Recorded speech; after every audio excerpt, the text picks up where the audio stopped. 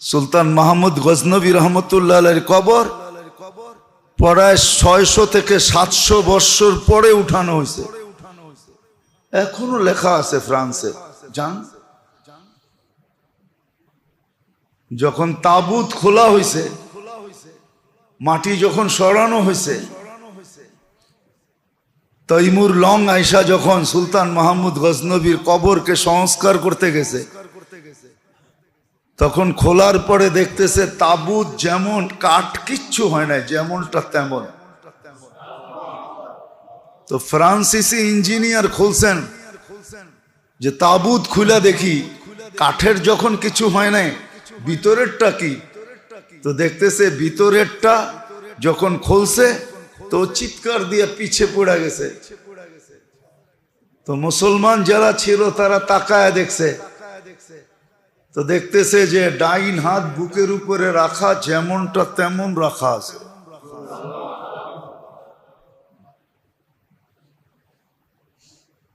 এই পর্যন্ত কাপড় খোলা ছিল, মনে হয় যে মাত্র কেউ ঘুম পড়ায় দিয়া গেছে। হাত দিয়া যখন হাত উঠাইছে দেখছে একবারে নরম, তুলতুলে। ঘুমন্ত মানুষের হাত যেরকম তুলতুলে থাকে ওরকম।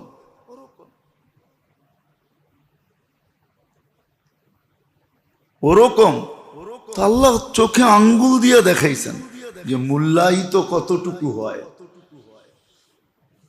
শুধু কোরআন হাদিস দিয়ে বুঝান নাই, কোরআন দিয়ে তো বুঝেইছেন, হাদিস দিয়ে বুঝেইছেন, কিন্তু অনেক সময় হয় মানুষ যুক্তি মানে, যেমন রাগ হয়ে যাবেন। আমরা ইন্স্যুরেন্সকে বিশ্বাস করি কিন্তু আল্লাহ আল্লাহ রসুলের কথাকে বিশ্বাস করি না। কি হ্যাঁ সত্য তো মনে হয় বুঝাইতে পারি না। আপনি তো লাইফ ইন্স্যুরেন্সে বিশ্বাসী, ঠিক না? নাহলে করলেন কেন? কিন্তু আল্লাহ আল্লাহ রসুলের কথায় কিন্তু আমরা বিশ্বাসী না। যে আল্লাহ বলতেছে তোমার লাইফ আমি, তোমাকে জীবন আমি দিছি, পালবো আমি, এটাও তো ইন্স্যুরেন্স না? ইন্স্যুরেন্স না। লাইফ ইন্স্যুরেন্সের অর্থটা কি? আমাদের কাছে জমা রাখো, একদিন আসবে আমরা তোমাকে দেখে রাখবো, ঠিক না? কি ফেরত দিব, ঠিক না? হ্যাঁ, আপনি তো এটাতে বিশ্বাসী। প্রতি মাসে জমা করতেছেন, আল্লাহ আল্লাহ রসুলের কথা তো বিশ্বাসী না। এই জন্য দলিল আল্লাহ দিছেন, কিন্তু সাথে সাথে বাস্তবও দিছেন। চোখে আঙ্গুল দিয়ে দেখায় দিছেন, চোখে আঙ্গুল দিয়ে দেখায় দিছেন যে আমরা মূল্যায়ন করি তো করি কিরকম। চোখে আঙ্গুল দিয়ে দেখায় দিছেন। এক কাহিনী না, দুই কাহিনী না, দুনিয়ায় ঘুরলে এখনো শত পাওয়া যাবে, হাজারও পাওয়া যাবে। দুনিয়ার শুরু দিন থেকে আজ পর্যন্ত লক্ষ পাওয়া যাবে, এরও বেশি পাওয়া যাবে। 1.25 লক্ষ তো পাওয়া যাবেই যাবে। নবীরা 1.25 লক্ষ। নবীদের শরীর মাটির উপরে হারাম, মাটি খাইতে পারে না। নবীরা মাটির নিচেই আছে শায়িত।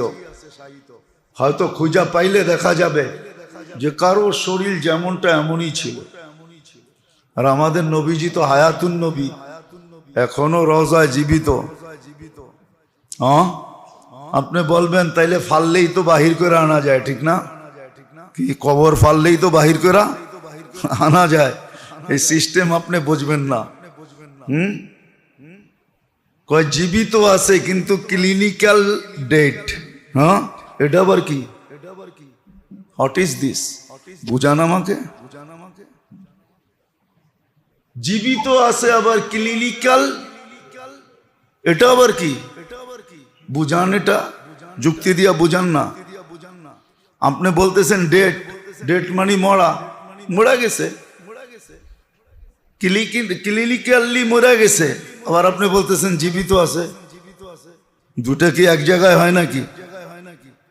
এটা যেরকম আপনি যুক্তি তর্ক দিয়ে বুঝাইতে পারবেন না, আপনি শেষমেশ বলবেন বিজ্ঞানের একটা থিওরি, ঠিক না? ওটা বিজ্ঞানের একটা থিওরি আর পরিভাষা। আমারটাও আপনাকে এরকম বুঝাইতে পারবো না। তো যেটা বুঝাইতেছিলাম, আমাকে আমার মূল্যায়ন করতে হবে। আমার জীবনটাকে, মুহূর্তটাকে, সময়টাকে আমার মূল্যায়ন করতে হবে। তাহলে আমি মানুষের কাছে মূল্যায়িত হই আর না হই, আল্লাহর কাছে আমি মূল্যায়িত হব, বড় মূল্যায়িত হব। এই জন্যই হাদিসে আছে, বহুত মানুষ আছে সমাজে যার এক পয়সাও মূল্য নাই, সামাজিকভাবে, মানসিকভাবে, পরিবেশগতভাবে এক পয়সাও মূল্য নাই। একটা কথা দুঃখে বলেই ফেলি, যদিও আপনারা আমাদের পিছে নামাজ পড়েন, দোয়ার জন্য বলেন, কিন্তু আসলে আমাদের সমাজে হুজুরদের কোনো মূল্য নেই। আছে নাকি? হ্যাঁ হ্যাঁ আছে, কোনো মূল্য নেই। ইনসাল্টের বস্তুই হলো হুজুর, যত ধরনের ইনসাল্ট করা যায় সব করে, ঠিক না? কিন্তু নামাজ হয়তো পড়েন বাধ্য হইয়া, নাইলে এটাও পড়তো না। আল্লাহর কথা আছে, আল্লাহ বুঝেইছেন। দুনিয়া আছে বহুত লোক, কোনো মূল্য নাই, কিন্তু আল্লাহর কাছে এতটুক মূল্য, লাউ আকসামা লা আবাররাহুল্লাহ, কসম খাইতে দেরি, আল্লাহ পুরা করতে দেরি করেন না। আল্লাহ পুরা করতে দেরি করেন না, আল্লাহর কাছে অনেক দামি। যেটা প্রমাণও দিছেন, ইমাম গাজালি রহমতুল্লাহ আলাইহি প্রমাণ দিছেন, নিজের চোখে দেখা প্রমাণ, যে বৃদ্ধকে থাপ্পড় মারছে যুবক, বৃদ্ধ উপরে তাকে আসেনি, কি বলে দিছে, জাগারটা জাগায় যুবক শেষ। গ্রামবাসী ঘিরা ধরছে, কি করলে? বলছে কিচ্ছু করি নাই, প্রেমের খেলা হয়ে গেছে। ওর প্রেমিকার গায়ে আমার পায়ের কাদা লাগছে, ও সইতে পারে নাই, আমাকেও একজন ভালোবাসে, উনিও সইতে পারে নাই। ও তো থাপ্পড় দিয়া প্রতিশোধ নিছে, আমাকে যিনি ভালোবাসে উনি জান নিয়া প্রতিশোধ নিছে। এখানে প্রেমের খেলা চলতেছে। তো সত্য এটাই, মূল্যায়িত হবে। আর যদি আমি আমার মূল্য না দিলাম, তাহলে কিন্তু একদিন আমাকে আফসোস করতে হবে। এই জন্য কোরআনও বলছে, আর বাস্তবিক এটাই। কোরআন, আমি আগেই বলছি, আল্লাহ আল্লাহ রসুল বুঝাইতে চেষ্টা করেন, রাস্তা দেখান, দিক নির্দেশনা দেন, বাধ্য করবে না, নাইলে ভোগ করবেন আল্লাহ, আর আপনি করবেন আল্লাহর বিরোধিতা, তাই না? কোন জিনিসটা আল্লাহ না বলেন? আগেও বলছি, এখনো বলি, চোখে দেখার কি উপাদান আছে? ডাক্তার বলুক আমাকে, কি ডাক্তাররা বলেন, চোখে দেখার কি উপাদান আছে? আছে কোনো উপাদান চোখে দেখার? ডাক্তাররা তো হানা কিছু বলে না। আছে চোখে দেখার কোনো উপাদান? কোনো উপাদান নাই। তাহলে চোখ দেখে কি দিয়া? 13 কোটি ক্যামেরা দিয়া দেখেন, একসাথে 13 কোটি ক্যামেরা কাজ করে একসাথে, এক এক চোখে 13 কোটি, 2 চোখে 26 কোটি ক্যামেরা একসাথে কাজ করে, কোনো দেখার উপাদান নাই। আমি যে বলতেছি, বলার কোনো উপাদান নাই, তাহলে আর্টিফিশিয়াল তৈরি হয়ে যেত। কানে শোনার কোনো উপাদান নাই। অঙ্গের অনেকগুলো অঙ্গ আছে যেটার চলার কোনো সিস্টেমই দেখি না, কিন্তু আল্লাহ চালাইতেছে, আল্লাহ চালাইতেছে। ছাকনি আছে, ছাকনেওয়ালা যদি না থাকে, ছাকনি, ছাকনি চিনেন? চা ছাকে না, ওটা কি নিজে নিজে ছাকে না, কাউকে ধৈরা ছাকতে হয়? হ্যাঁ, আপনার কিডনি ছাকনি আমি মানলাম, কিন্তু ছাকে কে? আমারে বুঝান। কিডনি ছাকনি মাইনা নিলাম, কিন্তু ছাকে কে? কিডনি ছাকনি আমি মানলাম, কিন্তু ছাকে কে? কি ছাকে? ওই ডাক্তার সত্যই বলছিল, হয়তো আপনারা নাম চিনবেন না, অনেক পুরান ডাক্তার তো, বৃদ্ধ হয়ে গেছে, যদিও বাইচা আছে কোনো মতে। বাংলাদেশে প্রথম যে হার্ট ওপেন সার্জারি নিয়ে আসে উনি হলেন এসআর খান। এখন বুড়া হয়ে গেছে, একবারে জীর্ণ শীর্ণ, তো বলছিল যে আল্লাহর কুদরত দেখা আমি এরকম হয়েছি, নাহলে লন্ডনে পড়ালেখা করছে, তার প্রথম জীবনের ছবি আছে, কোনো মতে যেরকম লম্বা এরকম সুন্দর। কুষ্টিয়ার ছেলে হইলে কি হবে, দেখলে বোঝা যায় না, যেমন লম্বা তেমন টকটকে সুন্দর, ওই যুগের ছবি। তো বলছে আল্লাহর কুদরত দেখা আমি এরকম হয়েছি, যে এক আঙ্গুলের ভিতরে আল্লাহ কি কুদরত ফিট করছে। বলে বলতে গেলে, বিশ্লেষণ করতে গেলে জীবন শেষ হয়ে যাবে, তারপরও শেষ হবে না। এখানে 2-3 জন আছে যারা এই ডাক্তারি লাইন বোঝে, এদেরকে জিজ্ঞাসা করেন আপনার শরীরে রক্তের 2টা সেল আছে, একটা হোয়াইট সেল, একটা রেড সেল। এখন এই যে 2টা হোয়াইট সেল আর রেড সেল, এই 2টা কোন মেশিন ভিতরে ফিট আছে? শুধু শুধু তো আল্লাহ বলেন নাই অফি আনফুসিকুম আফালা তুবসিরুন। তুই তোকে নিয়ে একদিনও ভাবিস না? এদেরকে জিজ্ঞাসা করেন, হোয়াইট সেল যখন কমতে থাকে 1.5 লক্ষের নিচে আসতে থাকে, আর যখন রিপোর্টে দেখে তো ডাক্তার প্রথম টার্গেট করে ব্লাড ক্যান্সার হইল কিনা, নাইলে হোয়াইট সেল কেন কমতেছে? রেড সেল যখন বাড়তে থাকে তখন ডাক্তারের মাথায় সর্বপ্রথম বাড়ি মারে যে কোনো ব্লাড ক্যান্সার তো হয় নাই, নাইলে রেড সেল কেন বাড়তেছে, হোয়াইট সেল কেন কমতেছে?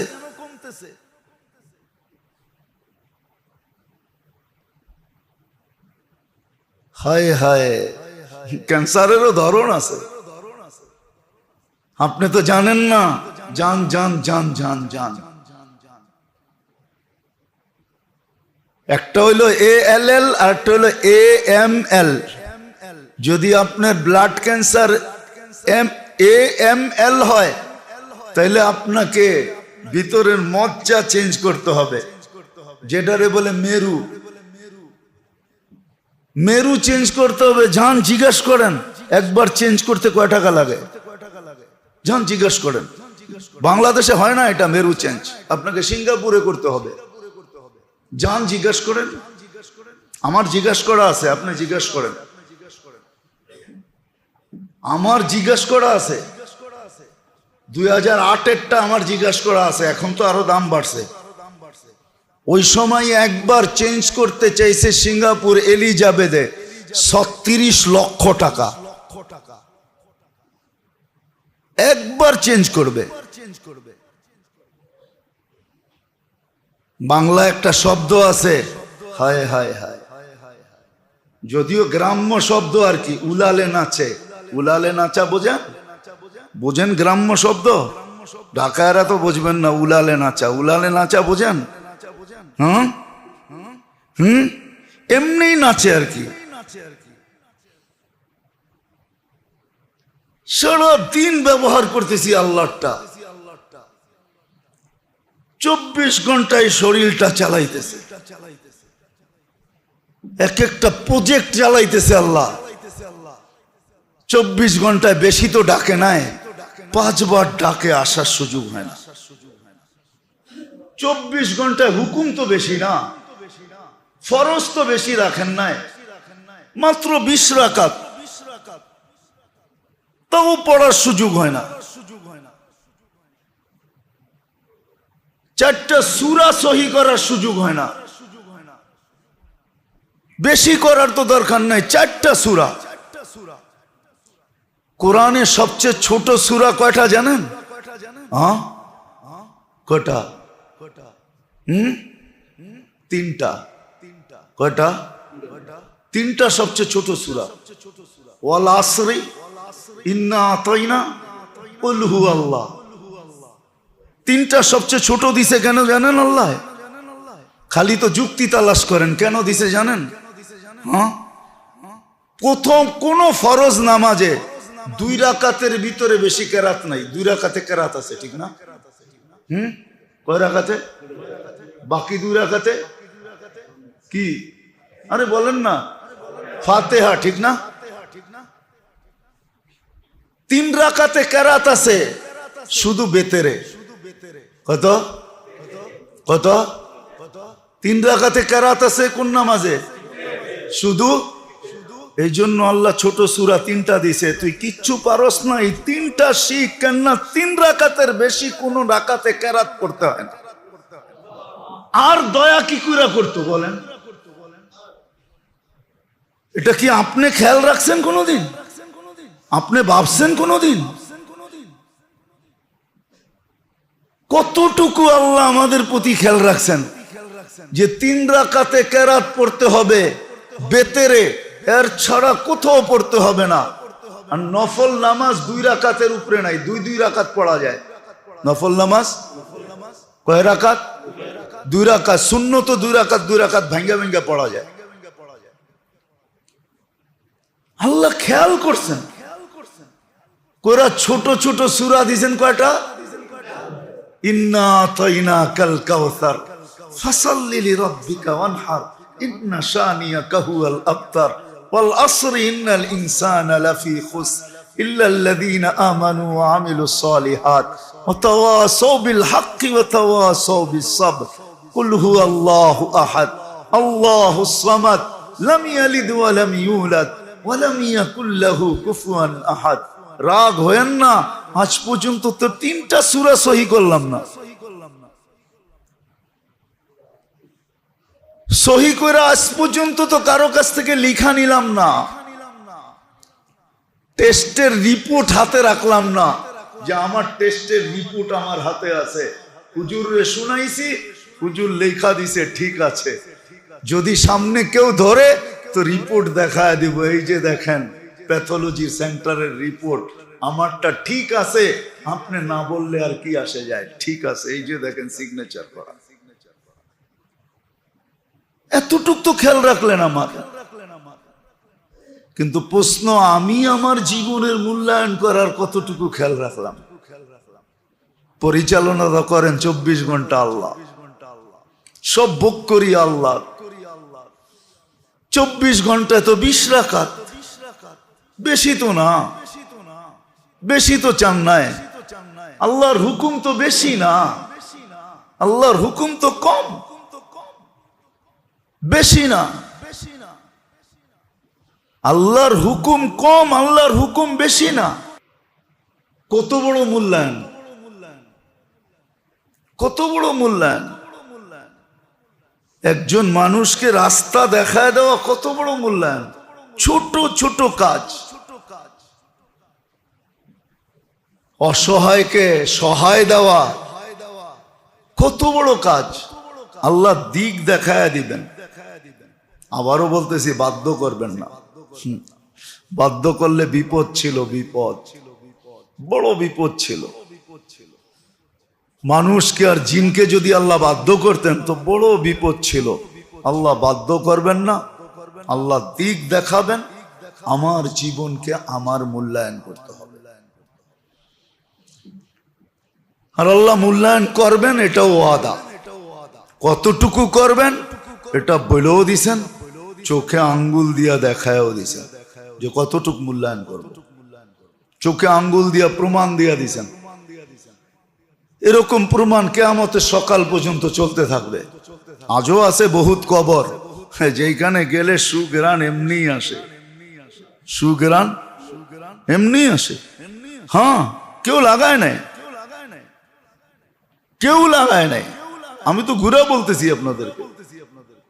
জাফর ইবনে আবু তালেব, যায়েদ ইবনে হারেসা, আব্দুল্লাহ ইবনে রাওয়াহা, আমি যত আজ পর্যন্ত সাহাবাদের কবর দেখছি, সবাইকে জিজ্ঞাসা করছি এখানে সুগ্রাণ রাখা যায় কে? বলছে কেউ লাগায় না। কবর থেকে সুগ্রাণ আসতেছে, অথচ প্যাক করা। ঢুকলেই মন মোহিত হয়ে যায়। দুনিয়ার কোন গ্রানের সাথে মিলেও না যে এই গ্রান কোত্থেকে, এই গ্রান কোত্থেকে, কোন কেমিস্ট্রি লাগায় দিয়া গেল। পাওয়া যায় না গ্রানের মাঝে মাঝে, মিটফুটে যায় দেখেন, পাওয়া যায়। আতর যারা বানায় ওদেরকে জিজ্ঞাসা করেন, কিন্তু কোন দুনিয়ার গ্রানের সাথে ওই সমস্ত কবরের গ্রান মিলে না। কোথায় সেই কত বৎসর আগে, 1400 বৎসর আগে কমরু আইল্যান্ডে, হ্যাঁ, মোহাম্মদ ইবনে ওসমান ইবনে আফফান 13 বৎসরের ছেলের কবর 1400 বৎসর আগে। কিন্তু এখনো আমি ঢুকা দেখছি এক আজীব গ্রান আসে। জিজ্ঞাসা করছি কেউ লাগায়া যায় গ্রান, রাইখা যায়? বলছে না, দরজা বন্ধই থাকে। তুমি মনে হয় প্রথম ব্যক্তি হবে যে দেওয়ালের উপর দিয়া টপকায় ভিতরে ঢুকছ। আর সিস্টেম নাই ঢুকার। পরদেশি দেখে তোমাকে কিছু বলা হলো না, তুমি আমাদের গেস্ট, মেহমান, এই জন্য তোমাকে কিছু বলি নাই। বৎসরে একবার ভারত সাগরের পানিটা ওঠে আর কবরে আইসা টাচ করে। এর আগেও মনে হয় বলছিলাম, আমি জিজ্ঞাসা করছিলাম বৎসরে একবার হয় কেন? বলে তা বলতে পারবো না। আমি বলছি কিতাবের কথা না, আমার মন বলে, আমার খেয়াল, ধারণা, তাখাইয়ুল, যে ভারত সাগর মনে হয় আল্লাহকে বলে যে মদিনা মুনাওয়ারায় যে চুমা খাওয়া আমার পক্ষে সম্ভব না, কিন্তু আমার পদদেশে শুয়া আছে বিদায় আমাকে বৎসরে একবার অনুমতি দেন, এই কবরে চুমা খায়া মদিনার চুমা খাওয়ার স্বাদ মিটাইতে চাই। বৎসরে একবার পানি উঁচা হয়, সারা বৎসর না, 2-4-10 বার না, একবার অনলি পানি বাড়ে, সব কবরে টাচ করে। সত্য এটাই। এই জন্য আল্লাহ সময়গুলোর মূল্যায়ন দিছেন, দাম দিছেন। আমি মনে কয়েকদিন আগেও বলছিলাম, হায় আমার জাতি যদি বসতো, 4 মাস যদি গুনাহ না করত তাইলেই যথেষ্ট ছিল। 4 মাস যদি গুনাহ না করত, রজব, জিকাদা, জিলহজ্জা আর মুহররম, 4 মাস যদি গুনাহ না করত। 4 মাস পারে নাই, এটাও বলছি যে আইয়ামে তাশরিকের 13 দিন যদি গুনাহ না করত, কোনো গুনাহ না, যে যেখানে ওইখানে থেমে গেছে, এক ওয়াক্ত নামাজও ছাড়ে নাই, বা জামাত, এতটুকু যদি করত। জিলহজ শেষের দিকে, এখন মুহররম শুরু হয়ে যাবে 2-4-5 দিন পরে, 10 দিন পরে মনে হয় 14 তারিখে মুহররম শুরু, মুহররমও শুরু হয়ে যাবে। বয়া নিয়ে আসবে আমাদের জন্য দিক নির্দেশনা, এক গাঁটটি। কিন্তু প্রশ্ন তো ওইখানেই যে নিজের জীবনের মূল্যায়ন নিজেকে করতে হবে। কে কতটুকু করতেছি? ভক্ত করতেছি আল্লাহর সব, আর আল্লাহ মূল্য দিতে প্রস্তুত, মূল্য দিতে প্রস্তুত। আল্লাহর কাছে বংশ দেখা আল্লাহ মূল্য দেন না, তাইলে তো বেলালের রাদিয়াল্লাহু তাআলা আনহুর কথাই সত্য ছিল, ইয়া রাসূলুল্লাহ, আল্লাহ যদি দেখা দিতেন মূল্য, তাহলে আমি বেলালের সিরিয়াল না জানি কখন আসতো। আমি তো কৃতদাস ছিলাম, আমি তো ইথিওপিয়ার ছিলাম, আমি তো কালো ছিলাম, অনারব ছিলাম, আমার সিরিয়াল আসতো কিনা জানি না। যদি হেদায়েত আপনার হাতে হতো, আল্লাহ এগুলা দেখে নাই বিদায় আমাকে 7ম নাম্বারে মুসলমান বানাইছেন। উনি 7ম নাম্বারের মুসলমান, বেলাল রাদিয়াল্লাহু তাআলা আনহু 7ম নাম্বারের মুসলমান। আল্লাহ এগুলা দেখেন না, এই ধ্যান ধারণা ভিন্ন, এটা দুনিয়ার ধ্যান ধারণা, আল্লাহ রসুলের ধ্যান ধারণা না, আল্লাহ রসুলের কাছে ধ্যান ধারণা না।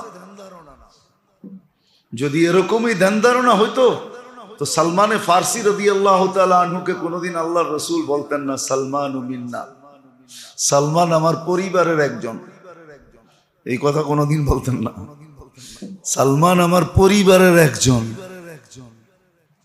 এই কথা কোনোদিন বলতেন না। আমরা যদিও দেখি, আল্লাহ দেখে না, এই জন্য আসেন, শিখেন, এটা শিখার বিষয়। শিখার বিষয়, এটা শিখার বিষয়। দুই একটা দেখাই আর কি, যদি দিলে লাগে আর কি, যদি দিলে লাগে। কিন্তু দুনিয়ারটা তো বুঝে আসে যদি লাগে, যদি লেগা যায়, যদি, এটা তো বোঝেন না? বোঝেন না? যদি লেগা যায় কি লটারি, ঠিক না? বুঝে গেছেন, এটা তো বোঝেন। আমিও বুঝে দেখি যদি লেগা যায়। উচিত সকালে সকালে ফজর নামাজ পড়া উচিত। আল্লাহুম্মা আজিরনি মিনান নার 7 বার পড়া উচিত। পড়া আপনি সূর্য ডুবা পর্যন্ত নিশ্চিন্ত থাকতে পারেন। কি নিশ্চিন্ত? যে আজকে দিনের ভিতরে আমার মৌত হলে শাহাদাতের মৌত হবে, এতে কোনো সন্দেহ নেই। আবার মাগরিবের নামাজ পড়া যদি 7 বার পড়েন, তাহলে আবার ফজর পর্যন্ত আপনি নিশ্চিন্তে ঘুমাইতে পারেন যে মৌত আসুক না, কিন্তু আমার কাছে শাহাদাতের সার্টিফিকেট নিয়ে আসতে হবে, এছাড়া আসার কোনো সুযোগ নাই। এটা তো আমি একটা দেখাইলাম, এরকম আরো অনেকগুলো আছে, আরো অনেকগুলো আছে, যে অনেকগুলো আছে, শিখলে অনেকগুলো আছে। আল্লাহুম্মা বারিক লি ফিল মাউত ওয়া ফিমা বাদাল মাউত, যে 25 বার পড়লো ফজরের পরে, তো ঠিক এরকমই সারাদিনে মৃত্যু আসলে শাহাদাতের পরোয়ানা নিয়ে আসতে হবে। সূরা হাশরের 3 আয়াত পড়লো, তো শাহাদাতের পরোয়ানা নিয়ে তো আসবে, সাথে সাথে 70,000 ফেরেশতার সূর্য ডোবা পর্যন্ত মাগফিরাতের দোয়া করতে থাকবে। হ্যাঁ, সত্য এটাই। সাইয়্যিদুল ইস্তিগফার যে ফজরের পরে পড়লো, তো ওই দিনে যদি মারা যায়, একবার পড়লে 100 বার পড়তে হবে না, একবার। শাহাদাতের মৌত, মাগরিবের পরে ফজর পর্যন্ত শাহাদাতের মৌত।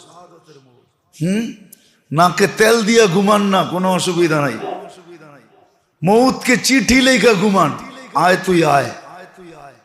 আসলে কিন্তু শাহাদাতের পরোয়ানা নিয়ে আসতে হবে।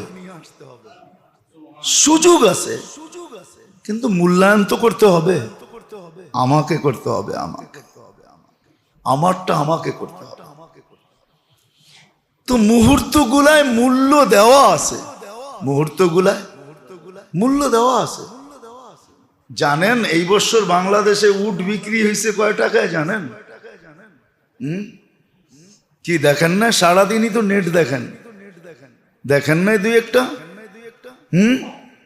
কি কিছুই খবর টবর রাখেন না?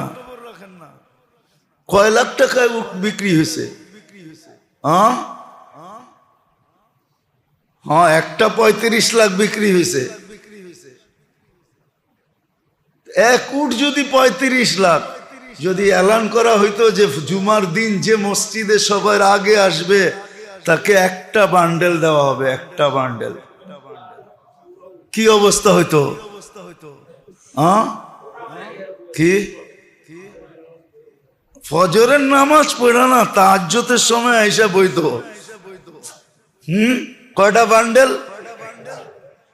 আল্লাহ তো বলে জুমার দিন সবার আগে যে আসবে, যতজন আসবে একসাথে, সবাইকে একটা লাল উট সদকা করার সওয়াব দিব, কোরবানি করার সওয়াব দিব। বাংলাদেশে যেই উট বিক্রি হয়েছে, ওটা রাজস্থানের ওই উট যেটা না খায়া বড় হয়েছে। লাল উট চিনেন না আপনি? আপনি আরবি ঘোড়া চিনেন না? আরবি ঘোড়ার গতি হইল ঘন্টায় 60 থেকে 70 কিলোমিটার। মোবাইলে সার্চ দিয়া দেখেন কয় মিলিয়ন এটার দাম। যদি বিশ্বাস না হয় ঠিকানা দিতে পারি, যে দেখা আসেন।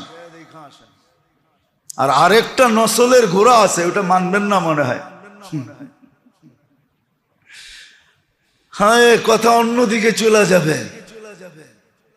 কোন এক যুদ্ধে, আমরা তো মানি না আল্লাহ রসুলের কথা। আল্লাহর রসুল এক জায়গায় সফরের ভিতরে থামছেন, তো সবাই ভাবছেন মনে হয় কয়েক ঘন্টা থাকবেন, বিদায় ঘোড়াগুলাকে ছেড়া দিছেন, সওয়ারি ছেড়া দিছেন ঘাস খাওয়ার জন্য। একটু পরেই আল্লাহ রসুল বলতেছে, না চলো এখানে থামবো না। তো ঘোড়া তো ছেড়া দিছেন, বলছে ইয়া রাসূলুল্লাহ ঘোড়া তো ছেড়া দিছি। তো সবাই ঘোড়াকে ডাকতেছিলেন, তো ঘোড়া ছুটা আসতেছিলেন। তো একজনের ঘোড়া আসছে, তা বলছে ইয়া রাসূলুল্লাহ এ তো ঘাসে মুখও দিতে পারে নাই। তা আল্লাহ রসুল আদর করে এর ঘাড়ের ভিতরে নিজের হাত লাগাইছেন। আল্লাহ রসুলের ডাকে মানার জন্য ঘোড়া সবার আগে ছুটা চলে আসছেন, ঘাসে মুখ না লাগায়া। তা আল্লাহ রসুল আদর করে ঘাড়ের ভিতরে হাত রেখা দিছেন। আর আল্লাহ রসুলের হাতের দাগ ওই ঘোড়ার ঘাড়ের ভিতরে লেগে গেছে। ওই নসলের ঘোড়া এখনো আছে দুনিয়াতে, ওরকমই পাঞ্জা লাগানো। হ্যাঁ, ওটার দাম আপনাকে আমি বলবো না কত। ওই নসলের ঘোড়া এখনো দুনিয়াতে আছে, আমি অ্যাড্রেস দিতে পারি আপনাদেরকে। ওটা বিরল নসল, খুব কম পাওয়া যায় দুনিয়াতে, এখনো আছে, এখনো আছে ওই নসলে। ওটার দাম কত? আল্লাহ তো দিতে চায়, কিন্তু সবাই অপেক্ষা করে ইমাম সাহেবের বয়ান কখন শেষ হবে তখন মসজিদে যাব, ঠিক না? হ্যাঁ, খুতবা যখন শেষ হবে তখন যাব, ঠিক না? ও মানুষে দিবে এটার বিশ্বাস আছে, কিন্তু আল্লাহ যে দিতে চায় এটার বিশ্বাস নেই। কিন্তু হ্যাঁ, দুনিয়াতে আমাদের মতো মানুষ ছাড়া কিছু মানুষ এখনো দুনিয়াতে আছে, এখনো আছে। আমি তো ঘুরে বলতেছি, আফ্রিকার দেশে আছে যারা ফজর পড়তে আসে জুমার দিন, জুমা পড়া তারপরে মসজিদ থেকে যায়, এর আগে কেউ বাইর হয় না। হ্যাঁ, আমি চোখে দেখা বলতেছি, কেউ বাহির হয় না। আমাদের ঢাকা শহরটা পুরা রাত্র কুকুরের দখলে থাকে। আমরা রাত্রে ঘুরি তো, দেখি তো রাত্রে আসা হয় প্রোগ্রাম করা, দেখি। কিন্তু আমি কমরু আইল্যান্ডে দেখছি একটা কুকুরও নেই, নিষেধ ওই দেশে কুকুর পালাও নিষেধ, নিয়ে যাওয়া নিষেধ। আমি স্পিকারে জিজ্ঞাসা করছিলাম তোমাদের দেশে কুকুর নাই কেন? মানুষ তো বেশি না, 9 লক্ষ মানুষ মাত্র পুরা দেশে, 4টা দ্বীপে একটা দেশ, 4 স্টার। তো বলতেছে আমরা গরিব মানুষ, কুকুর পাললে 1 কিরাত সোয়াব কমা যায়, 5 জাবালে ওহুদের সমান। আমরা গরিব মানুষ, এত সোয়াব আমাদের নাই, বিদায় আমাদের রুলস হলো আমাদের দেশে কেউ কুকুর পালতে পারবে না, কুকুর নিয়ে আসতেও পারবে না। গরিব মুসলমান, আল্লাহর কথার উপরে আমাদের বিশ্বাস নাই। যদি বিশ্বাস হইতো তাহলে জুমার দিন হায় হায় হায় কে কার আগে আসবে, 35 লক্ষ টাকা সোয়াব পাবে। বাদ দিলাম 17 লক্ষই ধরলাম, 17 লক্ষ টাকার সোয়াব পাবে আমাদের দেশ হিসাবে সদকা করার জুমার নামাজে যে সবার আগে আসবে। কিন্তু যদি বলা হয়তো 1 বান্ডেল না হাফ বান্ডেল, ঠিক না? আমার তো মনে হয় 5000 কইল যথেষ্ট আছিল, ঠিক না? হ্যাঁ, 5000 বিশ্বাস হয়, কিন্তু আল্লাহটা বিশ্বাস হয় না। কোন জায়গায় পড়ছি? এই জন্য আসেন, নিজের মূল্যায়ন নিজে করতে হবে। আল্লাহ দিক দেখাবে, রসুল দিক দেখাবে। আমাকে শিখতে হবে, যেটা 1টা 2টা দেখাইলাম, শিখতে হবে যে আমি আমার জীবনের মূল্যায়ন করব, তো করব কিভাবে? আল্লাহ আমাদের সবাইকে বুঝার, শিখার, মানার তৌফিক দান করেন। ওয়া মা আলাইনা ইল্লাল বালাগ।